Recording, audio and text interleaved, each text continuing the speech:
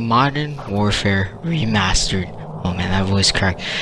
One of the most highly anticipated games for me and many other people. When we first heard about Modern Warfare Remastered in the Call of Duty community back in, I think it was like May or June, we were so psyched. Even though, yes, you did have to buy an $80 edition of Infinite Warfare, but you're getting two Call of Duty games, one Boots on the Ground, and one space exosuit, whatever, for $80. It's kind of like a $40 off deal, so you're paying pretty much 2/3 of the amount of two games, pretty much two new games, and it was a pretty good deal.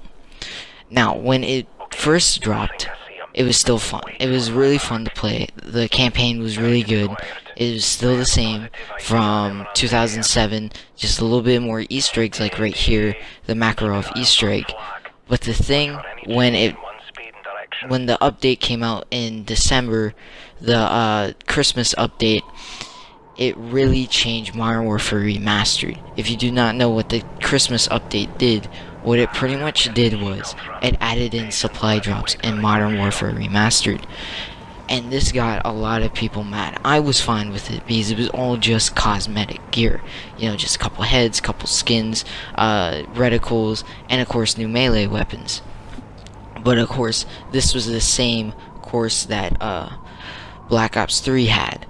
For their supply drops. It was just cosmetic, just a couple heads, just a couple skins. And when they added in the first melee weapon into their game, it got a little bit people mad, but it was still like okay because the melee weapon didn't really change much. It was just a reskin.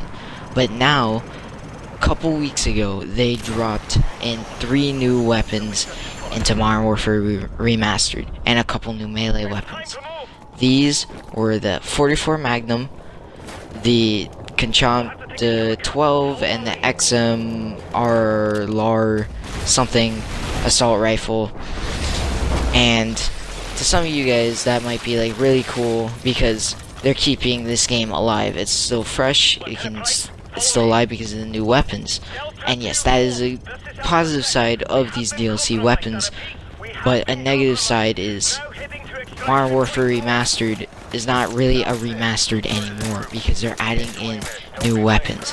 Yes, I understand. Remasters, they usually just update the graphics, maybe throw in a couple Easter eggs, and maybe throw in a couple new skins and stuff. But this is taking it a little bit too far. Melee weapons I can deal with because, like I said, it's cosmetic. It doesn't really change much.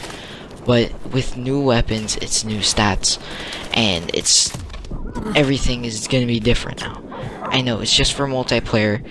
It's not going to really change too much of the game, but this is kind of showing what the future of Modern Warfare Remastered would probably be like. More DLC weapons, more, I don't know, probably new, I wouldn't say score streaks, but they're probably going to add in new maps, and it's not going to really be a remastered anymore. It's probably going to just be like its own title, and I wish that if they were gonna do this, if Activision was really gonna do this, add new weapons and stuff, why didn't they let Raven Software make their own modern day shooter game?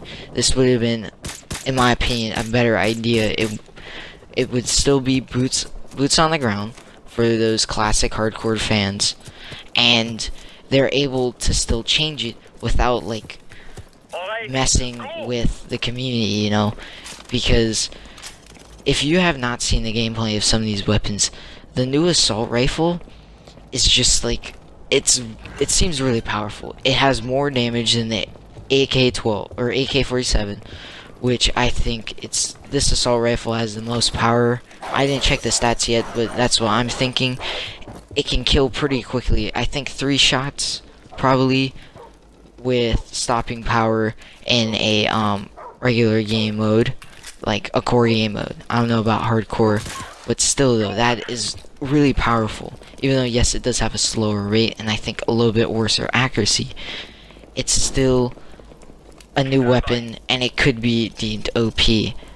But of course, if you look at the other weapons in Modern Warfare Remastered, just Modern Warfare, the M16 is still pretty OP. A one-shot burst would stop double tap, or is it?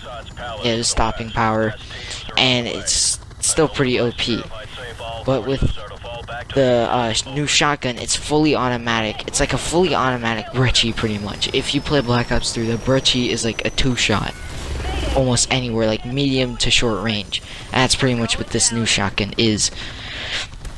And like I was saying, this is changing the game a little bit too much.